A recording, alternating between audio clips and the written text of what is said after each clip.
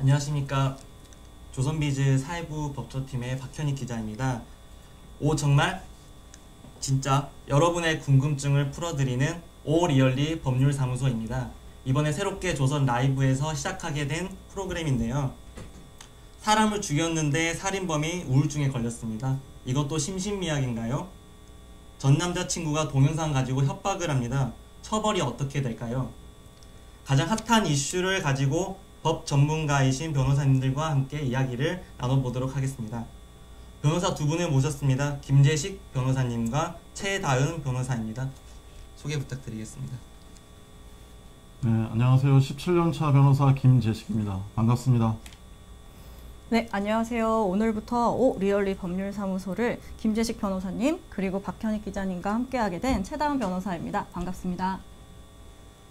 네, 오늘 첫 방송을 맞아 저희가 세 가지를 준비해 봤는데요. 하나는 이제 가장 핫한 강서구 PC방 살인 사건입니다. 아르바이트생이 불친절하다고 칼로 찔러 죽인 김성수 씨 사건. 그리고 다른 하나는 도도맘 김민아 씨와 소송 문서를 위조한 혐의로 이번에 징역 1년을 선고받고 구치소에 수감됐습니다. 강용석 변호사 사건. 그리고 다른 하나 마지막으로는 이제 국회에서 새롭게 재판부를 만들어 판사들을 심판하자 특별재판부 설치 논란 하나하나 법적으로 짚어보겠습니다. 중간중간 시청자분들의 궁금증도 저희가 보고 답변해드리는 질문 많이 해주시길 바라겠습니다. 먼저 강성구 PC방 살인사건 보겠습니다. 보름 전 사건입니다. 여전히 뜨겁죠. 지난 14일 주말 일요일이었습니다. 오전 8시 서울 강서구 한 PC방에서 게임을 하러 온 29살 김성수 씨가 20살 아르바이트생 신모 씨를 흉기로 수십 차례 찔러 숨지게 한 사건입니다. 죽인 이유가 뭐냐고 물으니 불친절해서였다고 하는데요. 이분 엄벌해달라는 청와대 국민청원에 동의한 숫자가 100만 명을 돌파해 지금 역대 최다입니다. 현재 110만 명도 훌쩍 넘었습니다. 저도 이 사건을 보고 정말 너무 끔찍해가지고 좀 충격을 많이 받았는데 변호사님들도 많이 놀라셨죠? 네, 저는 이 사건을 처음에는 단순한 살인사건 정도로만 생각했습니다. 뭐 조금 더 의미를 부여하자면 묻지마 살인 정도라고 생각을 했었는데요. 아마도 경찰도 처음에 그렇게 생각을 했었기 때문에 가해자 1인이 저지른 단순한 살인사건으로 보고 수사에 착수했던 것으로 보입니다. 그러나 그 이면을 자세히 살펴보면 여러 가지 의문점이 드는데요. 일단 첫 번째로 동생이 공범인지 여부, 그리고 두 번째 가해자의 심신미약 감경이 가능한 것인지 여부, 그리고 세 번째로 과연 경찰이 이 사건 살인을 막을 수 있지는 않았을까 하는 아쉬움까지 숱한 의문을 제기하게끔 만든 사건이라고 할 수 있습니다. 근데 이게 가장 지금 논란이 되는 이유가 이제 이분 김성수 씨 가족이 우울증에 걸렸다. 이거를 아마 이제 제출을 했어가지고 이제 사람들이 이것도 심신미약 때문에 또 감염되는 거 아니냐. 이것 때문에 엄청 사람들이 화가 많이 났고 지금 100만 명 넘은 청와대 국민청원도 그게 주된 이유잖아요. 근데 김 변호사님이 보시기엔 진짜로 심신미약이라고 해가지고 이분이 뭐 솜방망이 처벌 받을 가능성이 있나요? 그럴 가능성은 결론적으로는 없고요. 네. 그럴 가능성이 굉장히 낮습니다. 일단 우리가 왜 그 심신 장애로 인해서 사물을 변별할 능력이 없거나 또 의사를 결정할 능력이 없는 자의 행위에 대해서 감경을 하는가에 대한 취지를 좀 알아야 되는데, 이제 근대 형법은 책임이 있는 곳에 형벌이 있다는 그런 입장을 취하고 있습니다. 그래서 적법한 행위를 할 기대가 있는데도 불구하고 그 적법한 행위로 나아가지 않는 것을 비난하는데 우리 형법이 형벌을 과하는 목적이 있는 거거든요. 그래서 그런 적법한 행위를 할 능력이 없는, 그런 사물을 변별할 능력이 없는 사람들, 또 의사를 결정할 능력이 없는 사람들에 대해서는 형을 필요적으로 감경하도록 그렇게 규정을 하고 있어요. 근데 모든 경우에 감경하는 것이 아니라 정신병이라든지 정신박약이라든지 정신분열이라든지 어떤 약물 중독 같은 그런 장애로 인해서 선악 판단이 어렵거나 자기 행위를 조정할 수 없는 경우만 감경이 되는 것이지, 이처럼 단순히 우울증에 걸려있다는 이유만으로는 감경되기가 쉽지 않습니다.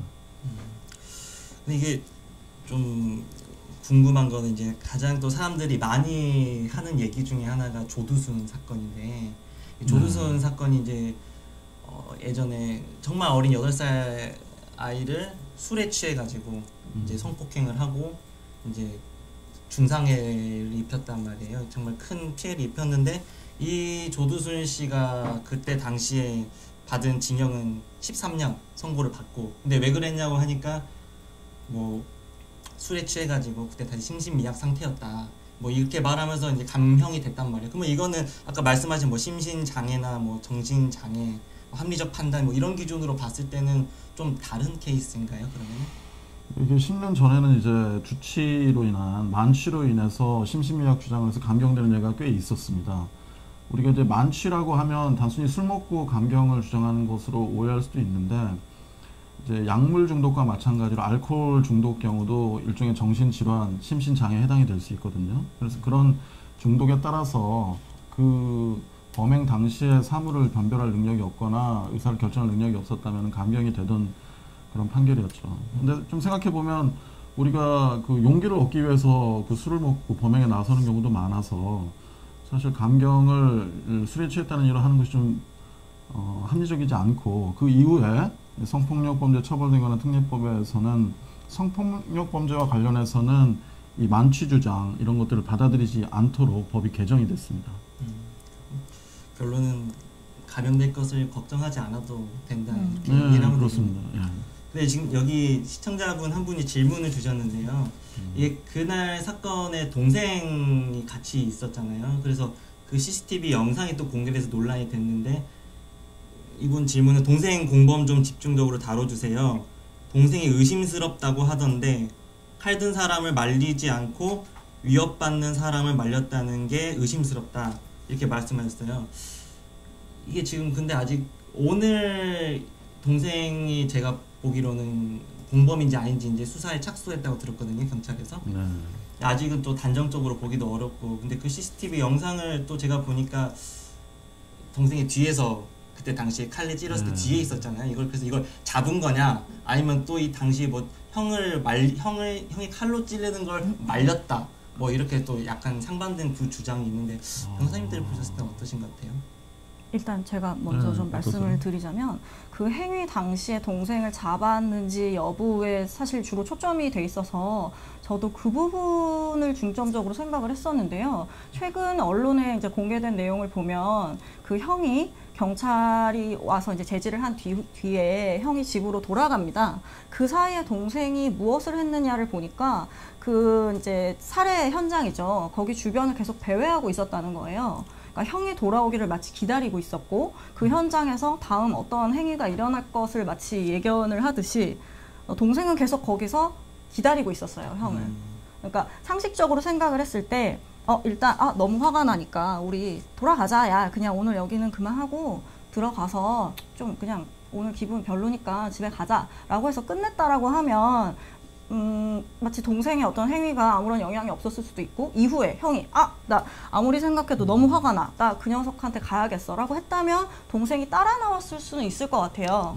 네. 근데 동생이 계속 그 현장에서 형을 기다리고 있었던 것처럼 보이는 부분에서 저는 공범이었을 확률이 굉장히 높은 게 아닌가라는 생각을 조심스럽게 하게 됐습니다. 그 순간에 누군가 칼로 흉기로 이제 사람을 해칠 때 놀라기 때문에 그거를 잡았을 수는 있을 것 같아요. 네. 그 현장 자체만으로 얘기하기는 어려울 것 같은데 그 전에 동생이 그 현장에 계속 남아 있었고 형이 다시 그 자리로 왔다는 부분은 확실히 공범이었을 확률을 높게 하는 심증을 갖게 하는 부분이 아닌가. 그렇죠. 사실관계를 제가 정확히는 잘 모르겠는데 조금 우리가 섣불리 단정을 해서는 안 될 것 같아요. 이게 수사를 해서 공범 여부를 판단해야 되는 건데 제 개인적인 생각으로는 이 형이 칼을 들고 지금 굉장히 심하게 가해를 하고 있는 상황이지 않습니까? 그럴 때 동생이 과연 그거를 도와주기 위한 행동을 하는 것이 이게 정상일까? 아니면 동생은 지금 뭐 멀쩡하다는 거 아닙니까? 뭐 우울증 이런 거 없고. 네. 근데 그런 경우에 형이 그런 칼을 들고 굉장히 이례적인 행동을 하는데 그것을 도와주고 있다. 그건 좀 쉽지 않은 것 같아요, 제가 보기에는. 그래서 수사 결과를 좀 지켜보고 또 지금 피해 당하신 분은 굉장히 억울한 심정이시겠지만은 그 수사 결과에 따라서 억울한 사람이 발생하지 않도록 철저하게 수사가 이루어져야 될 것 같습니다. 그렇죠. 그때 경찰에서도 이게 동생은 공범이 아니다고 그때 발표를 했던 이유 중에 하나가 그 사건이 있었을 때 PC방에 가서 도움을 요청을 하고 직접 동생이 신고를 했던 걸로 제가 들었거든요. 그러니까 그 당시 그런 정황으로 봤을 때는 아직은 동생이 공범이라고 판단을 내리기에는 좀 약간 좀 지켜봐야 되지 않을까 그렇게 보고 있습니다. 근데 이제 또 다른 논란이 이제 이것이 논란에 나온 건데요. 이제 피해자 신 씨의 이제 담당 의사였던 이제 남궁희 씨가 범행에 대한 자신의 생각을 이렇게 구체적으로 올려가지고 좀 논란이 됐었죠. 이게 어떻게 다쳤고 칼자국이 30개 정도 보였다, 뭐 후방에 있었다, 정말 이게 적나라하게 그 내용을 올려가지고 아니 어떻게 의사가 자기 환자의 그걸 정보를 함부로 이렇게 누출을 해도 되냐 이 논란이 있었습니다. 이거는 또 이제 법적으로 문제가 없을까요? 이 남궁희 씨에 대해서? 그러니까 제가 먼저 말씀드리도록 할게요. 이게 저도 그 글을 보고 굉장히 놀랐습니다. 그리고 글이 너무나 생생하게 묘사가 돼 있어서 아마 읽어보신 분들은 모두 다 분노하지 않을 수 없는 그런 글이었는데 이제 그것을 떠나서 법적으로는 우리 형법에 업무상 비밀 누설죄라고 해서 환자의 비밀을 의사로서는 처벌을 적용이 되어 있고 의료법에도 환자를 진료하면서 얻게 된 비밀에 대해서 누설하는 경우 3년 이하의 징역이나 1천만 원 이하의 벌금에 처할 정도로 굉장히 그 비밀 유지를 굉장히 강조하고 있습니다. 그것은 개인의 어떤 그 비밀을 유지한다는 차원을 넘어서서 의사와 환자 사이의 비밀이 유지되는 것이 의사와 환자 사이의 신뢰관계 형성에 도움이 되고 그런 의사여야만 자기가 얼마든지 가서 자기의 치부를 얘기할 수 있고 이런 공익적인 면모가 있기 때문에 비밀 유지 의무를 부과하고 이걸 형사 처벌까지 하는 거거든요. 그래서 그런 측면에서 보면은 유족의 동의나 이런 것들이 전혀 없는 상태에서 함부로 얘기하는 것은 좀 문제가 있는 행위가 아닌가 저는 그렇게 생각합니다. 그때 이게 또 저는 궁금한 게 그때 당시 피해자분의 아버지가 직접 방송에 나와가지고 인터뷰를 하고 이 범행에 대한 어떤 잔혹함이나 그 피해 사실을 아버지가 오히려 나서서 알렸잖아요. 그래가지고 그런 걸 보면은 또 물론 직접 동의를 얻고 하지 않은 건 문제긴 한데 이 사건에 대해서는 좀 그래도 피해자 유족들의 어떤 의사가 어느 정도 반영이 됐다고 봐도 되지 않을까 이런 생각이 들더라고요. 사실 저도 담당 의사의 글을 읽고 이 사건에 대해 더 깊은 관심을 가지게 되었습니다. 아마 다른 시청자분들도 마찬가지일 거라는 생각이 드는데요.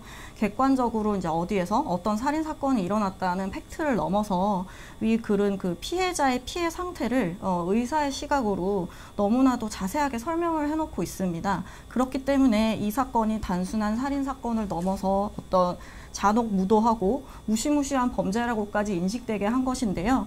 그런 사건이 이제 대중들의 감정선을 건드렸고 이것이 바로 그 청와대 청원에 많은 분들이 동의를 하게 한 기폭제가 되었다고 볼 수 있습니다.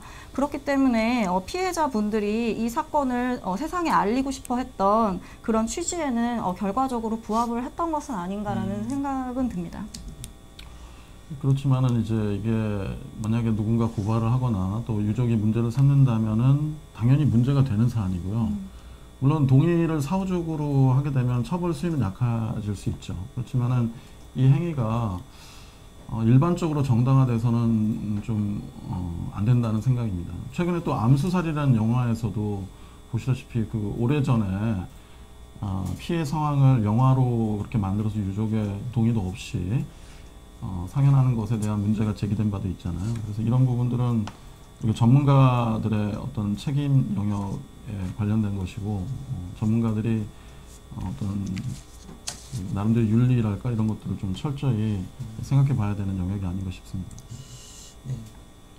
이제 뭐 이 부분은 좀 넘어가서 이번에 이제 지난주 21일에 피해자 김성수 씨 신상이 공개됐습니다. 이 신상 공개 가지고 또 말이 많은데요. 일단은 당시 영상을 먼저 한번 보고 가겠습니다. 범행 왜 저질렀습니까? 왜 그렇게까지 잔혹하게 하셨나요? 그 동생이 공범이라는 의혹이 있는데 한 말씀 해주시죠. 공범 아니에요. 동생은 공범이 아니라고요? 우울증 진단서는 왜 내셨어요? 제가 낸 거 아니에요. 누가 내셨습니까? 가족이 그 혹시 피해자 가족에게 하고 싶으신 말씀 있나요? 죄송해요. 더 크게 말씀해 주시죠. 죄송하다고 생각합니다. 우울증이 범행에 영향을 미쳤다고 생각하십니까? 모르겠어요. 국민적으로 큰 관심이 많은 사안인데 혹시 마지막으로 하고 싶으신 말씀 있으신가요? 저도 제가 잘못했다고 생각하기 네? 때문에 지금 반성하신다고 말씀하신 건가요? 제가 잘못을 했다고 생각하기 때문에 제가 죗값을 치러야 한다고 생각하고 있어요. 어떻게 해야 된다고 생각하신다고요? 죗값을 치러야 한다고 생각하고 있어요.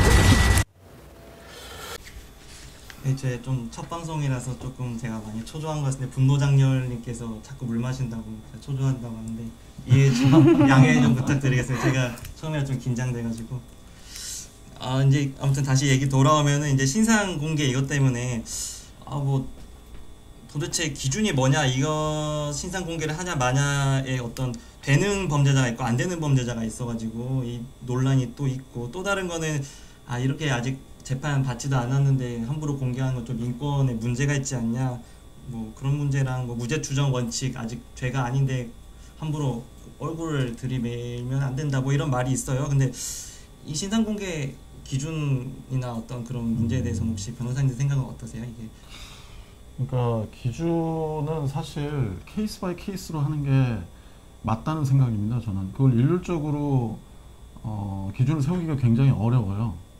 우리 지금 특정 강력범죄 처벌에 관한 특례법에 보면은 피의자 얼굴을 공개하는 기준이 굉장히 추상적으로 규정이 되어 있거든요. 그러니까 예를 들어 첫 번째는 범행 수단이 잔인하고 중대한 피해가 발생한 특정 강력범죄 사건이어야 된다. 두 번째는 피의자가 그 죄를 범하였다고 믿을 만한 충분한 증거가 있어야 된다. 세 번째는 알 권리 보장 등 공공이익을 위해 필요한 경우여야 한다. 네 번째는 청소년이 아니어야 된다. 이게 굉장히 추상적이라서 그런 비판이 있을 수는 있는데 사건이 사건마다 다 개성이 있고 다 다양합니다. 그래서 이런 추상적인 기준을 구체적으로 지금 현재는 각 경찰청의 그 신상공개결정위원회라고 해서 여러 위원분들이 함께 그때그때 결정하거든요. 그래서 일견 조금 들쭉날쭉해 보이지만은 그런 방법 외에 이릉의 어떤 무슨 기준을 세워서 하기는 어렵다고 보고 AI도 아니고요. 무슨 점수를 매겨서 이 점수를 넘으면은 공개를 해야 된다. 이렇게 하기도 좀 어려운 영역이고 좀 한계가 있습니다만 그렇게 하는 게 맞다고 생각합니다. 네, 잔혹한 범죄가 일어날 때마다 이제 우리 사회에서 항상 이슈가 되는 내용인 것 같아요. 최근에는 피해자 인권보다 가해자 인권이 더 보호되는 게 아니냐는 볼멘 소리조차 나오고 있는 것을 심심치 않게 볼 수 있습니다. 잔혹한 범죄일수록 그런 가해자에게 무슨 인권이 있느냐는 게 최근 이제 시민들의 이제 의견이라고 볼 수 있는데요. 한편으로 이제 말씀해주신 바와 같이 범죄 수단이 잔인하다. 중대한 피해를 발생시킨다는 기준은 해석을 통해서 결정이 되는 것입니다. 그렇기 때문에 모호하다는 지적이 당연히 나올 수밖에 없고 그렇다면 한 명을 죽이면 중대하지 않고 두 명을 죽이면 중대한 것인가? 그렇게 일률적으로 얘기할 수는 없거든요. 아까 김 변호사님께서 말씀하셨듯이 케이스 바이 케이스 그리고 단순히 보여지는 어떤 사실만이 아니라 그 내면에 숨겨져 있는 우리가 언론을 통해서 알 수 없는 여러 가지 사실관계들이 있습니다. 그런 거를 따져서 공개를 하게 되는 것인데요. 그렇기 때문에 또 한편으로는 누구는 공개하고 누구는 공개하지 않는 이유가 뭐냐는 의문이 계속 제기되고 있는 것 같습니다. 그래서 제가 가까운 일본의 경우를 간략하게 말씀을 드리면요.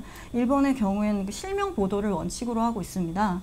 그렇기 때문에 가해자뿐만 아니라 피해자의 정보까지 실명으로 보도가 되고 있어서 오히려 피해자를 보도하는 것은 문제가 되는 것이 아니냐는 얘기가 나오고 있는데요.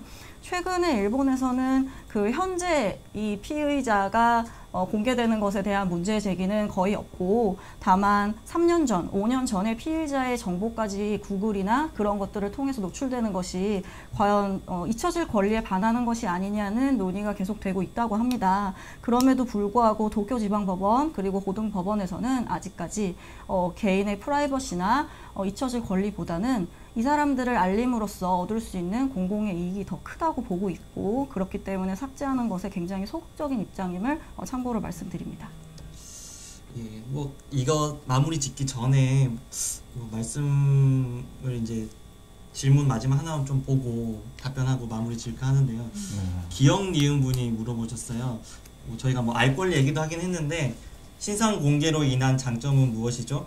오히려 지금 신상 공개를 통해서 뭐 얼굴이 어떻네, 뭐 범죄상이네, 뭐 약간 지금 이게 실제 제도의 취지와 좀 엇나가는 거 아니냐 이런 걸 지금 물어보셨어요. 신상 공개의 장점이 있을까요 지금? 그러니까 지금 이제 신상 공개와 관련한 우리 법의 태도를 보면 처음에 이제 중요 범죄자를 수배할 때 네. 공개를 합니다. 어떤 분은 아니 그건 다 공개하는데 왜 일반 피의자들은 공개 안 하는 거냐 이런 말씀도 하시거든요. 근데 이제 이거는 범인을 잡기 위해서 공개를 하는 것이라 차원이 좀 다른 거고, 범인을 잡은 다음에 그러면 공개를 할 거냐 말 거냐는 논란이 있을 수 있어요. 피해자의 인권에 관련된 문제이기 때문에. 그런데 저희가 이제 최근에 그 청소년 성보 관련한 그 범죄에 대해서 신상공개 제도가 있잖아요. 그런 측면과 비교해 보면은 국민들이 알아야 할 필요가 있는 거죠. 어떤 중대 범죄를 저지른 사람의 신상에 대해서 피의자 단계에서라도 알아야 나중에 그 성범죄가 아니라, 이게 성범죄 아니지 않습니까? 이 김성수 씨 같은 경우에는. 그래서 이런 경우를 그 나중에 그 성범죄 관련해서 여러분 주변에 그 성범죄자 있으면 다 고지 받으시잖아요. 네. 그것과 비교해서 공개를 하지 않을 이유가 없는 것이고, 또 이런 사람들도 공개가 되는 것이 사실 범죄 예방에도 효과가 있을 수 있거든요. 네. 뭐 이제 앞으로 사회생활하기 어렵지 않겠습니까? 이런 부분 관련해서 장점이 있다, 저는 그렇게 생각합니다. 피의자 단계에서 신상 정보를 공개하는 것은 사실 문제의 소지가 다분하다고 저도 생각을 하는데요. 제가 형사 사건을 진행하면서 겪어보면 대부분 본인의 신상이 공개되는 것을 가장 두려워합니다. 징역을 살고 이런 것보다 내가 잘못한 것이 주변인들에게 알려지는 게 아닙니까? 라는 두려움을 많이 갖기 때문에 그런 계도의 수단으로도 큰 역할을 한다고 생각이 됩니다. 뭐 제가 알고 있는 내용인데 그 성범죄자 신상공개 제도에 참고로 삼았던 게 미국의 메간스 로라고 하는 법인데, 그 법에 따르면 우리는 우편을 받잖아요. 네. 근데 거기는 단독주택이다 보니까 잔디밭이 많아요. 그 잔디밭에다가 이걸 꽂아 놓거든요. 여기 성범죄자가 있다. 그럼 엄청난 그 예방 효과가 있는 거예요. 저기에는 그 아동 성범죄자가 있다는 게 그 주변 사람 다 알게 되는 거예요. 그럼 그 동네에서 살 수가 없어요. 또 딴 데 가야죠. 완전 고립되겠네요. 그러니까 그런 식으로 그런 그 범죄 예방을 위해서 나름대로 방법을 찾았다, 저는 그렇게 생각하는 거죠. 알겠습니다. 일단 강서구 PC방 살인 사건은 여기까지 하고 강용석 변호사 네. 사건으로 한번 넘어가 볼까요? 이분은 정말 많은 논란의 중심에 항상 서 계십니다. 이게 뭐 여러 지금 김부선 씨 사건도 있고 여러 가지도 있지만 2015년에 있었던 불과 벌써 3년 전 사건인데 그 유명 블로거 도도맘 김민아 씨와 스캔들 때문에 시끄러웠죠. 근데 이게 이제 결국 법정 공방으로 또 이어져서 이혼 사건이 되기도 했고, 근데 이번에는 또 논란이 된 게 지난주 수요일에 법원이 강 변호사에게 징역 1년을 선고했습니다. 그리고 이제 구치소에 수감됐죠. 근데 재판을 받게 된 범죄 혐의가 김민아 씨와 인감증명 위임장 소송 문서를 위조했다는 건데요. 이게 2015년 4월에 김민아 씨의 남편인 조모 씨가 이제 당신 때문에 우리가 이혼했다, 불륜의 책임을 져라 이렇게 하면서 소송을 제기를 했는데, 이거를 이제 취하하려고 김민아 씨와 그리고 강용석 씨가 함께 공모를 해서 가짜 문서를 꾸몄다, 이걸 검찰은 이렇게 보고 있습니다. 사실 이게 정말 계속 이슈 메이커가 되고 계시는데, 이게 좀 가장 논란이 됐던 거는 그 선고가 있고 나서 강 변호사님이 그 하고 계신 유튜브 채널에서 이제 뭐 박상우 전 MBC 부국장에 나와서 이걸 가지고 법정 구속하냐, 뭐 이런 나라가 어딨냐, 뭐 다들 이런 말을 해가지고 또 논란이 되기도 했는데, 이게 그렇게 법정 구속을 하는 게 좀 문제일 만큼 세게 법원이 판결을 내린 건가요? 아니면은 변호사님들 보셨을 때 어떠신지? 뭐 이런 걸로 법정 구속, 이게 오늘 우리 타이틀인데 이런 걸로 법정 구속이 될 수가 있다는 게 결론입니다. 이게 정말 그렇게 생각하시는 분들도 계시겠지만은 이 사문서 위조, 또 위조 사문서 행사와 관련해서 지금 기본적으로 양형 기준이 6월에서 2년이에요. 네. 그리고 감경이 되면 1년이고요. 또 가중이 되면 3년까지도 할 수 있습니다. 법정형은 5년 이하로 지금 되어 있어요. 그런데 이제 집행유예를 할 수는 있는데요. 네. 이 가중, 감경, 집행유예에서 가장 중요한 것이 이게 반복적이고 조직적으로 됐느냐 하고 그 다음에 반성을 하느냐예요. 반성을. 네. 그런데 지금 우리 강 변호사는 무죄를 주장했고 그런 사실이 전혀 없다라고 주장했는데 법원이 보기에는 이것이 유죄라고 생각하게 된 거거든요. 그러면은 유죄의 심증을 가진 이상은 사실 집행유예를 할 수 있는 조건이 되질 않아요. 그래서 결국 1년 실형을 받은 것은 뭐 법에 따른 것이다. 저는 그렇게 생각이 됩니다. 그렇죠. 사실 그 같은 공범이었던 김민아 씨는 2016년에 징역 1년 집행유예 2년을 선고받았거든요. 그래서 이게 거기는 반성을 했죠. 예, 반성을 했냐 안 했느냐 뭐 그런 차이가 있지 않나 싶은데요. 근데 물론 이제 이런 항변을 할 수가 있어요. 무죄를 주장하는데 그러면 반성을 할 수가 있는 거냐? 그럼 무죄 주장을 근본적으로 하지 말라는 거냐? 예. 이런 비판들이 있습니다. 우리 법원이 항상 그 집행유예를 하거나 어떤 형을 감형시켜 줄 때 주요한 그 사유로 삼는 게 반성을 했다는 건데 그러면 기본적으로 무죄 추정 원칙이 있고 피고인은 무죄를 주장할 수 있어야 되는데 무죄 주장을 하면은 오히려 그 가중처벌을 받을 수 있다는 얘기거든요. 그래서 변호사들이 무죄 주장을 하는 것이 굉장히 그 조심스러운 그런 결론으로 나아가요. 네. 이게 맞는가는 저도 조금 회의적인 생각이 있습니다. 저도 그 얘기를 하고 싶었는데 네. 이제 판결을 내릴 때는 이제 우선 유죄인지 무죄인지를 판단하게 되고요. 그 이후에 이제 유죄인 경우는 어떤 형벌을 어느 정도로 이제 할지를 결정하게 됩니다. 이제 거기에는 양형 기준이라는 게 있는데요.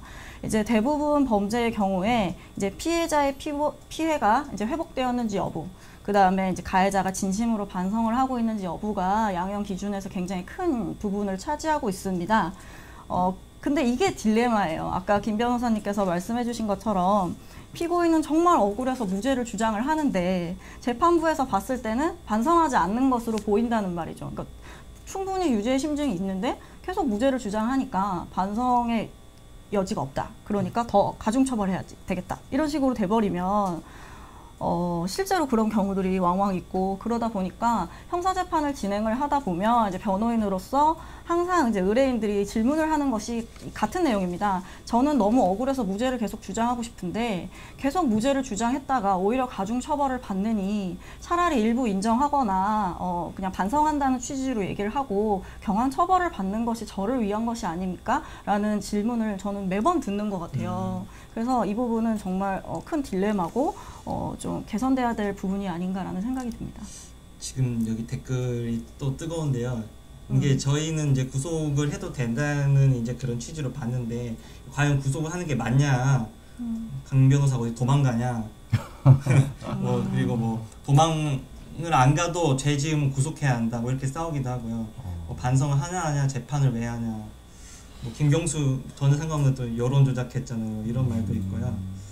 근데 이게 일단은 그냥 제가 그것을 참고를 위해서 판결문에서 왜 구속을 해야 됐는지에 대해서 이렇게 판시한 부분이니까 이걸 간략하게 읽어드리면은 이게 이제 강용석 변호사에 대한 비난 가능성이, 그러니까 비난받을 가능성이 매우 크다. 그리고 강 변호사의 이 같은 행위로 인해서 남편 이제 조모 씨는 이제 그 불륜으로 인한 고통도 있는데 이 문서 위조로 인한 추가적인 고통을 또 얻었다.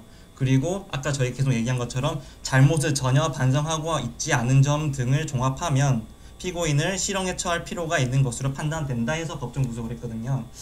보통 법적으로는 구속을 하는 이유가 뭐가 있을까요, 변호사님? 근데 요거는 일단 제가 미스테리한 부분이 있어서 그런 부분을 좀 얘기를 해보고 싶어요. 이 강 변호사가 무죄 주장을 하면서 본인은 김민아 씨가 가져온 걸 그냥 도와준 것 뿐이다라는 그런 항변을 했는데 이 소송 경과를 지켜보면은 상당히 납득이 안 가는 면이 많기는 많아요. 예를 들어 이게 전자소송입니다. 2011년에 우리 법원이 도입한 소송이고 이 민사소송, 김민아 씨 남편이 강용석 변호사를 상대로 제기한 불륜으로 인한 위자료 청구 소송은 2015년에 있었는데 이 전자소송에서 소취하서를 제출하는 거는 전자로 할 수 있어요. 그러니까 원고가 남편이 소를 취하고 싶으면 바로 변호사가 있었으니까 당시에 자신의 변호사한테 소를 취하라고 하면 되는 일이에요. 근데 그게 그렇게 소를 취한 게 아니라 부인한테 위임을 했다는 걸로 정리를 해서 여기서 위조한 문서가 3개가 나오는데, 먼저 인감증명서를 발급받기 위해서 동사무소에 제출할 위임장, 남편 명의 위임장을 위조해서 동사무소에 행사를 하고, 두 번째는 인감증명서를 첨부해가지고 소취하서를 작성하면서 소취하서를 위조하고, 그 다음에 소취하서를 김민아 씨가 직접 가지고 가서 법원에 제출한 사례거든요. 전자로 뭐 제출할 수가 없는 상황이니까, 당사자가 아니라서. 그 제출 위임장을 위조를 합니다. 그래서 3개를 다 위조를 한 거예요. 그럼 이거를 위조를 하게 되면 전자로 제출한 것도 아니고 그 현장에서 이렇게 아날로그로 제출을 한 건데, 바로 그날 그 나의 사건 검색 뭐 소송해 보신 분은 대법원 그 인터넷 사이트에 제출 서류가 다 뜹니다. 뜨고 그날 바로 상대방 변호사가 알게 됐어요. 그래서 이게 절대로 이게 감춰질 수가 없는 그런 걸릴 거를. 네, 걸립니다. 그래서 그날 바로 그쪽 그 변호사가 본인 의뢰인하고 얘기를 해서 이게 가짜로 제출한 것이라는 그 경위서를 제출했고, 소취하서는 아무 효력이 없게 된 거예요. 그러니까 이렇게 뻔히 뽀록이 날 일을 왜 했을까? 그런 점에서 또 무죄는 아닌가, 그런 의미도 좀 드는데, 이게 여러 가지 점에서 비춰보면은 강 변호사가 몰랐다고 보기가 좀 어렵지 않을까. 이렇게 금방 탄로가 날 일을 그때 당시 변호사 사무실에서 굉장히 많이 도와줘서 했다는 건데, 좀 그렇고, 또 하나는 이제 뭐 추가 혐의를 얘기도 하시는데, 이 소송 사기 미수가 될 수도 있거든요. 이 위조 문서를 동사무소와 법원에 제출하는 것에서 나아가 소취하서라는 거는 법원의 그 소송 행위를 전국적으로 종결시킬 수 있는 그런 중요한 문서이기 때문에 법원을 기망을 해서 소취하의 결론으로 나아가려 했으나 이제 미수에 그친 이른바 소송상의 미수도 사실은 추가로 기소될 수 있는 부분이 아닌가 하는데, 현재로는 지금 거기는 공소사실에 기재되어 있지 않죠. 그래서 그런 점들을 쭉 전체적으로 고려해보면 법원 입장에서 보면은 굉장히 이 사건을 중대하게 볼 수밖에 없었다, 이런 생각이 듭니다. 마침 또 변호사님이 왜 이렇게 굳이 들킬 일을 강 변호사가 했을까? 그러니까 무죄 아니냐는 그런 생각도 좀 들기도 하고요. 근데 보니까 여기 판결문에 또 이런 부분이 있어요.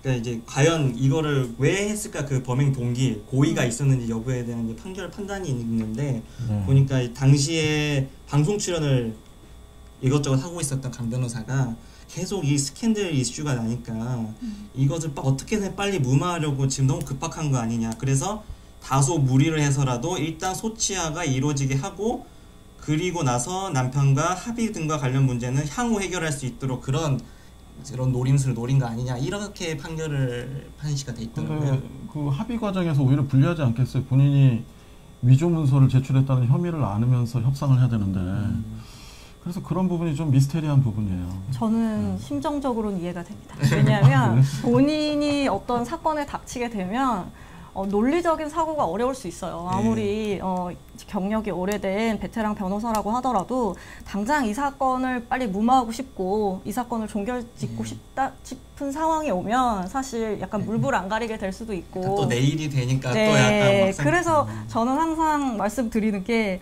제가 형사사건에 뭐 처하더라도 민사사건에 처하더라도 변호인을 난 선임할 거다, 대리인을 선임할 거다라는 말을 저는 상담할 때 의뢰인들한테 항상 말씀드리거든요. 그렇죠. 왜냐하면 본인 일이 되면 이게 객관적으로 봐지지가 않습니다. 그렇다 하더라도 어쨌든 좀 여전히 미스테리한 부분이 있습니다. 좀 그쵸. 그 부분도 아마 저도 계속 그 법정 가서 그 재판을 쭉 지켜보고 그날 선고 날도 봤는데요.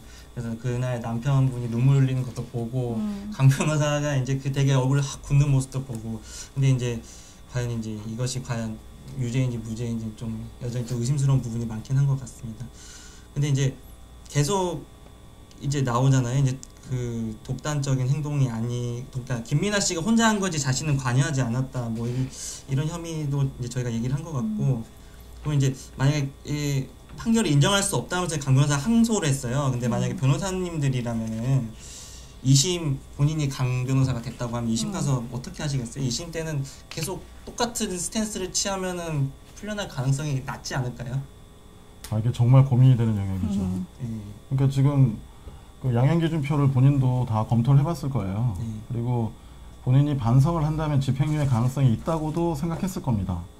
그럼에도 불구하고 부인을 선택했고 아마 실형이 난 이상은 지금부터는 다시 반성하는 태도를 취해보는 것이 어떤가 하는 생각을 가질 수도 있는데, 또 하나 문제는 뭐냐면 우리가 집행유예형을 받아도 그게 확정이 되면은 그 변호사 등록이 취소되고 예. 또 5년간 등록을 할 수가 없게 돼요. 그러니까 이러나 저러나 변호사를 지금 5년간 못하게 되는 상황이 되거든요. 예. 형을 다 살고 또는 집행유예를 확정받고도 그런 결과가 되니까 사실 그런 부분과 관련해서는 뭐 부인으로 계속 일관할 수도 있다. 뭐 1년이면은 뭐 금방 지난다 이런 생각을 할 수 있을 것 같아요. 근데 저 같으면은 변호사를 하는 게 좋기 때문에 반성을 하는 게 맞을 것 같아요, 저는. 그렇죠.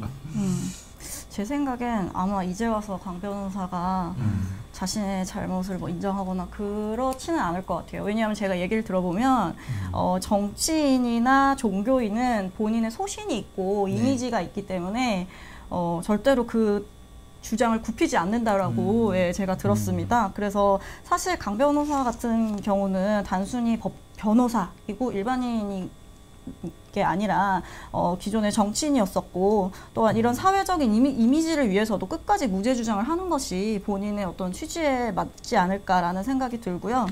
근데 이제 우리 최 변호사님이 강 변호사님의 변호사라면은 끝까지 무죄 주장을 해라. 네. 그래서 계속 1년을 사시라.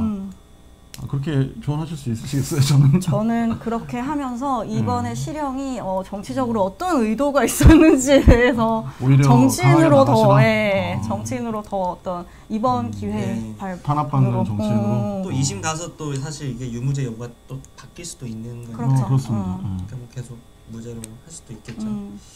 이게 또 재밌는 게 이게 사실 강 변호사 본인 이야기로 끝나는 게 아니라 이분이 되게 유명한 사건을 또 많이 맡고 계시잖아요. 이제 김부선 씨와 이재명 지사 간의 어떤 그 공방에 또 참여를 하고 계시고, 그리고 또 이제 그 아시는 분들 아시겠지만 그 만화가 윤선 씨와 전직 MBC 기자인 김세희 씨의 변호도 맡고 있거든요.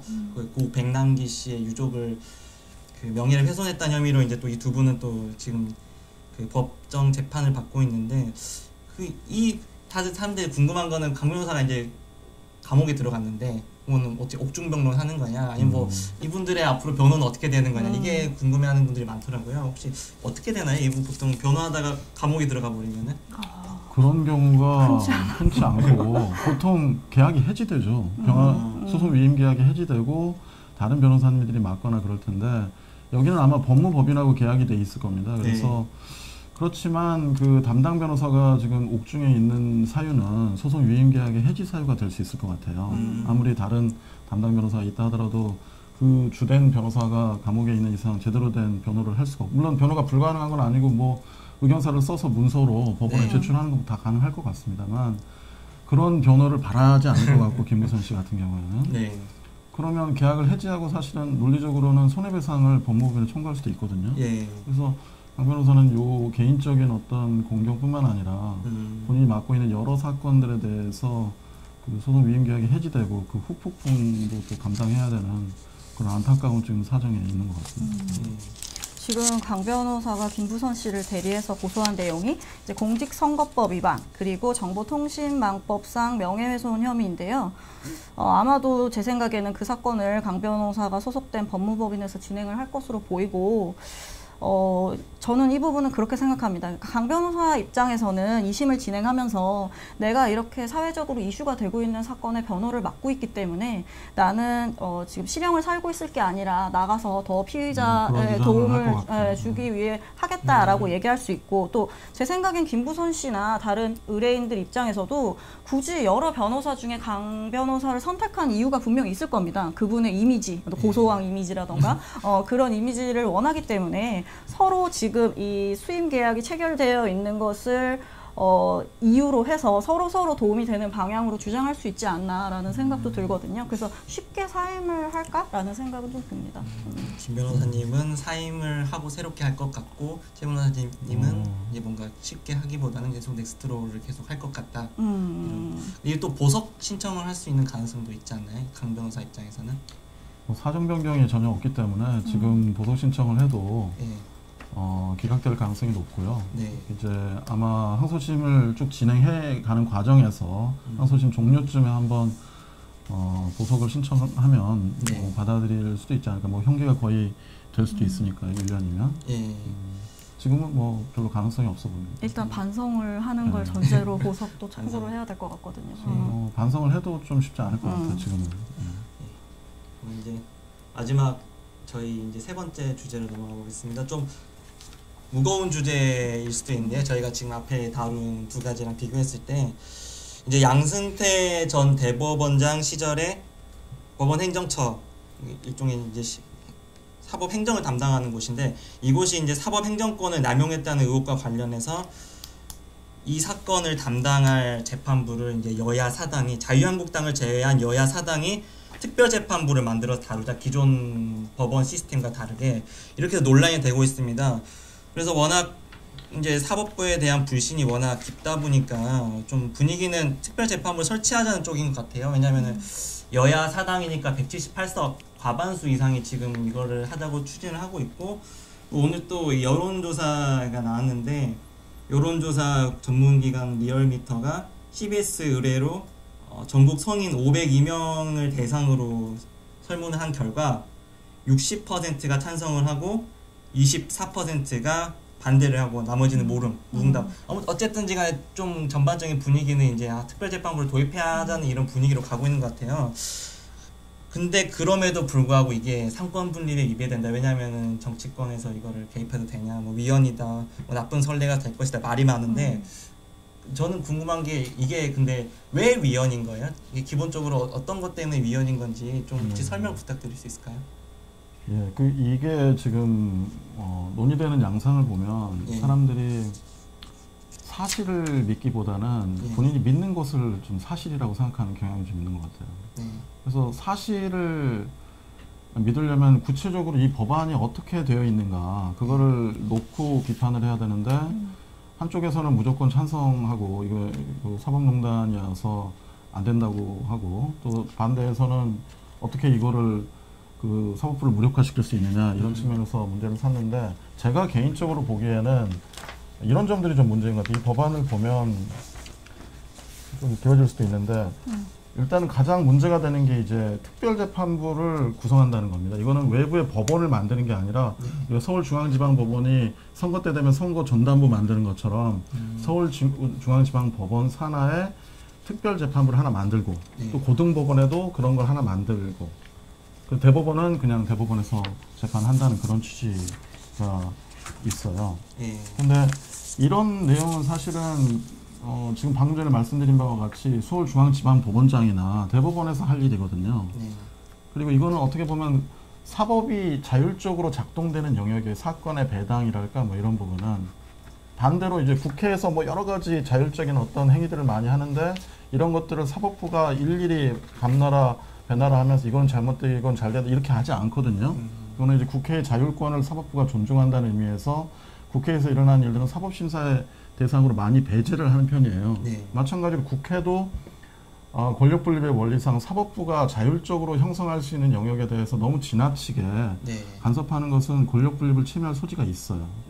그런 점에서 볼 때 그 중앙지방법원장이나 대법원이 할 일을 이렇게 구체적으로 후보 추천위원회를 이렇게 구성해가지고 여기서 추천하는 변호사로 중앙지법 산하에 특별재판부를 만들고 고등법원도 만든다. 이런 게 좀 문제인 것 같고 더 나아가서는 지금 여기 어떤 내용들도 있냐면 국민참여재판을 의무화하고 있는 조항이 있어요. 우리 국민참여재판은 현재 의무화되어 있는 게 아니라 피고인이 동의를 해야 할 수가 있고 피고인이 동의를 해도 성격이 적당하지 않으면 참여 배제 결정을 하거든요. 그런데 이거는 피고인의 의사와 상관없이 무조건 참여재판을 하라고 강제하고 있는 법률이에요. 그럼 왜 일반적인 국민참여재판과 달리 여기서는 국민참여재판을 강제해야 되는가에 대한 합리적인 어떤 설명이 별로 없어요. 그러면 이게 이제 이렇게 설명할 수는 있을 것 같아요. 말이 좀 길어져서 죄송한데 국민참여재판을 한다고 해도 그 결정에 재판부가 구속되는 건 아니거든요. 그냥 권고적인 효력이 있으니까 아무 문제가 없다 이런 이제 반박이 있을 수는 있는데 그렇다 하더라도 이런 그 중대한 사건에서 국민참여재판을 의무화해서 국민참여재판에서 유죄가 나온 사안을 혹은 무죄가 나온 사안을 재판부가 갑자기 뒤집어가지고 결론을 내릴 수가 있겠습니까? 이 어떻게 보면 재판의 형식을 규정하고 있고 또 하나는 이례적으로 이 판결문에 이 특별재판부의 판결문에는 합의에 관여한 모든 판사의 의견을 표시하도록 돼 있어요. 우리 그렇죠. 일반적으로는 재판부에 그 하나 3명이 있는데 누가 이렇게 반대를 해도 그 내용이 들어오지 않아요. 네. 대법원 같은 경우 소수 의견도 나오고 헌법재판소는 반대 의견도 쓰지만 일반 1, 2, 3심에서 그런 판결은 없어요. 약간 눈치 보겠네요. 약간 내가 어떻게 판결을 그렇죠. 내리는가 따라서 솔직하게 네 의견을 밝혀라 이런 거예요. 이 법의 취지는. 그러니까 네. 판사한테 무언의 지금 압박을 주는 게 아닌가 하는 생각이 들어요. 내가 너를 지켜보고 있으니까. 지켜보고 있다. 게다가 또 12조에 보면 의무적은 아니지만 네. 기록 및 중계를 목적으로 한 여기 의무로 돼 있네. 녹음, 녹화 촬영을 허가해야 된다 이렇게 돼 있어요. 네. 의무적으로 우리가 중계방송을 봐야 돼요. 그 다음에 사건의 대국민 보고라고 해서 법원이 재판 과정에 대해서 알 권리 보장을 해서 언론 브리핑을 실시할 수 있도록 하고 있어요. 그러니까 이게 재판의 형식을 이 국회가 일일이 이렇게 감나라 배나라 하고 있는 거거든요. 근데 이런 것은 사실 사법부 그런 정당성이 어느 정도 인정이 된다 하더라도 사법부가 형성할 수 있는 자율적인 영역을 국회가 과도하게 침해하고 있는 것이 아닌가 그런 의미에서 아마 위헌이라는 주장이 있는 것 같아요. 그렇죠. 법리적으로 따졌을 때는 네. 정말 저희가 이 방송을 하기 전에 같이 이제 검토를 하면서도 참 독특하다라고 얘기를 했던 부분이 이게 의무 규정이 굉장히 많아요. 국민 참여 재판으로 한다. 의견을 표시하여야 한다. 촬영 허가를 하여야 한다. 이런 식으로 나오는 규정들은 굉장히 예외적이거든요. 근데 저는 한편으로 생각을 했을 때 사법농단이라는 정말 있을 수 없는 일이 일어난 거 아니겠습니까? 그렇기 때문에 국민들을 대신하는 국회의원들이 국민을 대신해서 우리가 좀 심판할 수 있는 어떤 계기를 마련하자, 어떤 특별한 법원을 재판부를 만들자라고 해서 시작이 된 일이고 사실 우리가 생각을 했을 때 지금 이 건이 단순히 지방법원에서 일어난 일이 아니에요. 대법원이라는 사법기관 중에 가장 높은 수뇌부에서 일어난 일이고 그렇게 생각이 들면은 국민들이 생각했을 땐 이거는 뿌리 깊은 곳까지 문제가 있다라고 생각을 하기 때문에 이제 입법기관에서 사법부의 어떤 삼권 분립을 침해해 가면서까지 어떻게 보면 조금 무리한 아닐 수 있는 이런 법을 만든 것이 아닌가라는 생각이 들고 한편으로는 이렇게 한다고 해서 과연 해결될 수 있을까라는 질문도 가지게 될 텐데 사실 자신할 수는 없다는 게 저희의 생각이었습니다. 그래서 어떻게 보면 이거는 국민 참여 재판으로 무조건 하게끔 하는 것 자체가 민중 재판으로 가는 것이 아니냐. 그리고 일반인이 지금 안 그래도 여론재판이네 뭐네 하는 얘기가 나오는데 그런 부분까지도 우려스럽지 않을 수 없는 그런 법안이 아닌가라는 생각이 들고요. 참 진퇴양난의 문제인 것 같아요. 맞아요. 이게 사법농단의